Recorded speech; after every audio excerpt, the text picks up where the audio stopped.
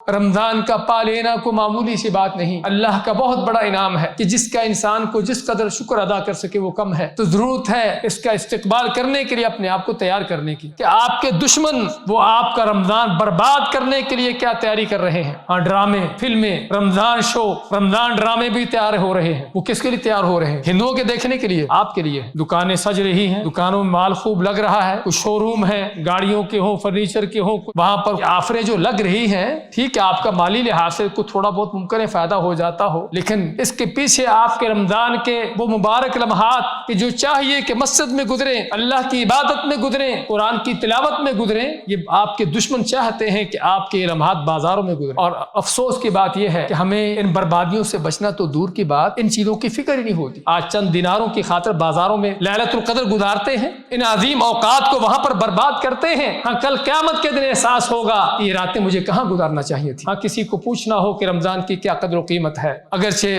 قبروں والے بولتے نہیں ہیں، اگر بتا سکتے ہوتے تو آپ کو بتاتے کہ رمضان پورا مہینہ تو بہت لمبا ہے، صرف رمضان کی چند گھڑیاں یہ دنیا کے ایک بازار نہیں، ایک دکان نہیں، ایک شو روم نہیں، دنیا کے سارے خزانوں سے ان کے لیے زیادہ قیمتی ہے۔ کہ آسمانوں پر عالم بالا میں تو اس رمضان کی یہ تیاریاں ہو رہی ہیں کہ جنتوں کے دروازے کھل رہے، آسمانوں کے دروازے کھل رہے، جہنم کے دروازے بند ہو رہے، شیطانوں کو جکڑا جا رہا ہے۔ اور بعض روایتوں میں یہ بھی آتا ہے کہ جنت کو خوبصورت مزین کیا جاتا ہے۔ آسمانوں پر اللہ کے ہاں، فرشتوں کے ہاں تو اس مہینے کے آنے کی یہ تیاری ہو۔ ہم نے کیا تیاری کی ہے؟ اللہ کی طرف سے منادی ہوتی ہے، یا باغی الخیر اقبل، اے خیر کے چاہنے والے، اے نیکی کرنے والے، تیری نیکیوں کا سیزن آ گیا، ان نیکیوں کو کمانے کے لیے آگے بڑھ۔ نیکیوں کا سیزن ہے، بازاروں کا سیزن نہیں ہے۔ وَيَا باغی الشر اقصر، جو برائیوں میں پڑا ہوا تھا، جو گناہوں سے لدا ہوا تھا، سال بھر بڑے گناہ کر لیے ہیں، اب کم از کم رمضان کا مہینہ اپنے آپ کو گناہوں سے دور کر لے۔ الحمدللہ رب العالمین،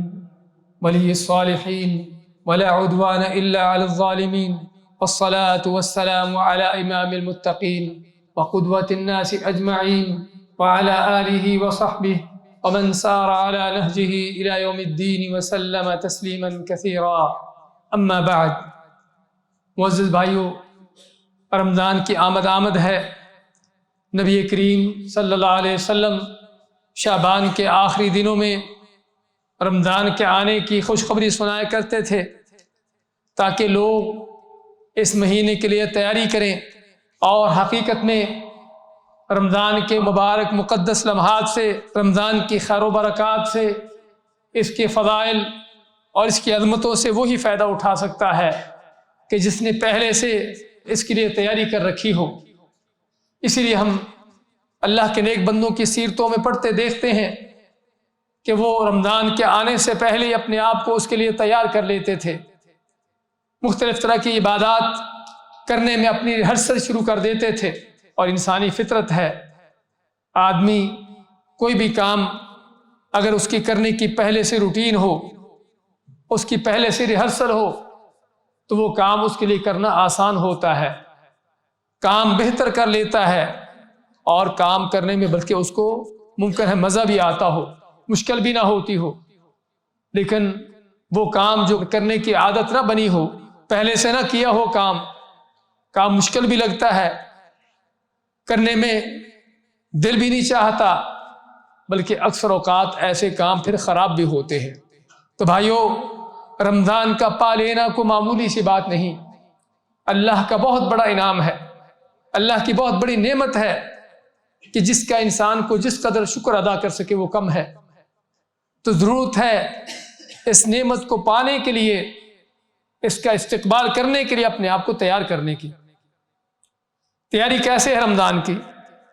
ایک تیاری رمضان کی وہ ہے کہ جو آج کل ہم دیکھ رہے ہیں بازاروں میں، دکانیں سج رہی ہیں، دکانوں میں مال خوب لگ رہا ہے، کچھ شو روم ہیں، گاڑیوں کے ہوں، فرنیچر کے ہوں، وہاں پر وہ شو روم بھرے جا رہے ہیں، آفریں لگ رہی ہیں رمضان کی۔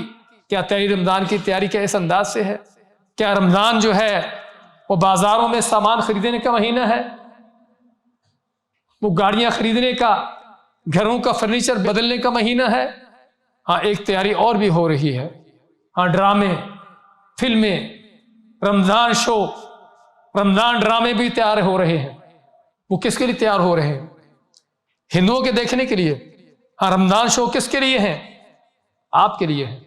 اس کا معنی کیا ہے کہ آپ کے دشمن، طرح طرح کے دشمن، اور ان دشمنوں کو پہچاننے کی ضرورت ہے، وہ آپ کا رمضان برباد کرنے کے لیے کیا تیاری کر رہے ہیں۔ اور افسوس کی بات یہ ہے کہ ہمیں ان بربادیوں سے بچنا تو دور کی بات، ان چیزوں کی فکر ہی نہیں ہوتی، ان چیزوں کا پتہ ہی نہیں ہوتا کہ آفریں جو لگ رہی ہیں، ٹھیک ہے آپ کا مالی لحاظ سے کچھ تھوڑا بہت ممکن ہے فائدہ ہو جاتا ہو، لیکن اس کے پیچھے آپ کے رمضان کے وہ مبارک لمحات کہ جو چاہیے کہ مسجد میں گزریں، اللہ کی عبادت میں گزریں، قرآن کی تلاوت میں گزریں، یہ آپ کے دشمن چاہتے ہیں کہ آپ کے یہ لمحات بازاروں میں گزریں، آپ کے یہ لمحات ڈراموں فلموں کے سامنے بیٹھ کر گزریں، وہ آپ سے چاہتے ہیں۔ تو کیا کوئی فکر ہے، کوئی سوچ ہے اس بات پر، کوئی شعور ہے ہم کو، کوئی احساس ہے ہم کو کہ ہمارے دشمن ہمارے کے خلاف کیا پلاننگیں کر رہے ہیں، اور ہماری اپنے دشمنوں سے بچنے کے لیے کیا پلاننگ ہے؟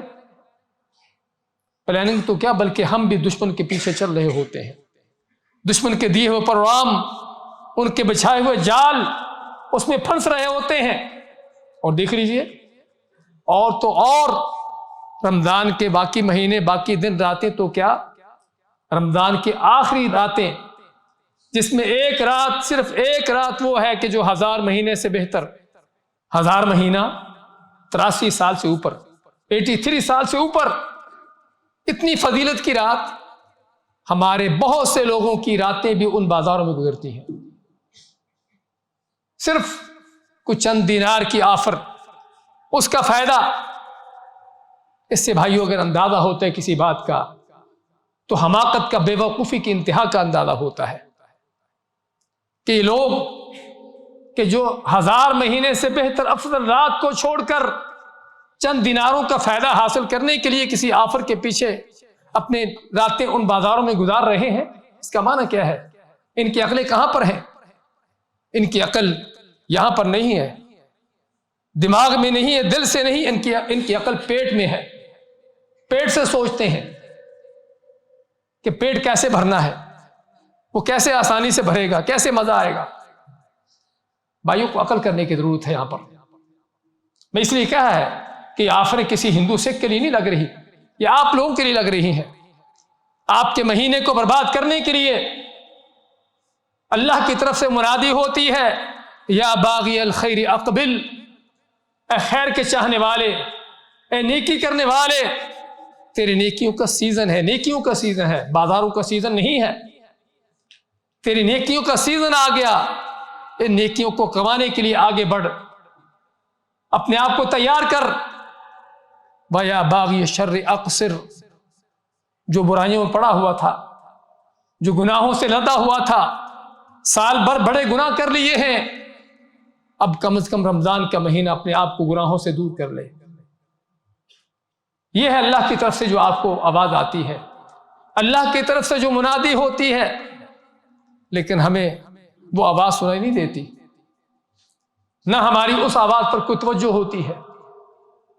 ہمیں تو بازاروں کی آفریں نظر آتی ہیں، ہمیں تو فلمیں ڈرامے نظر آتے ہیں، رمضان شو نظر آتے ہیں۔ تو بھائیو، یہ شو دیکھیے، فلمیں دیکھیے، لیکن کل قیامت کے دن بھی حساب کتاب کے لیے تیار ہو جائیے۔ اللہ کا یہ مقدس مہینہ، مبارک مہینہ، اللہ کا یہ عظیم مہمان آپ کے پاس آتا ہے، آپ اس کے ساتھ اس گستاخی سے پیش آتے ہو، اس بے رخی سے اس سے معاملہ کرتے ہو، تو اس کا بھی جواب اللہ کے سامنے کل کیا دینا ہے، وہ بھی اس کے لیے تیار ہو جائے کہ رمضان آتا ہے کہ تاکہ تمہارے گناہوں کی بخشش ہو جائے، تمہارے درجات بلند ہو جائیں، اللہ جنتوں کے دروازے کھول دیتا ہے، جہنم کے دروازے بند کر دیتا ہے، اور ہر رات اپنے بندوں کو جہنم سے آزاد کرتا ہے۔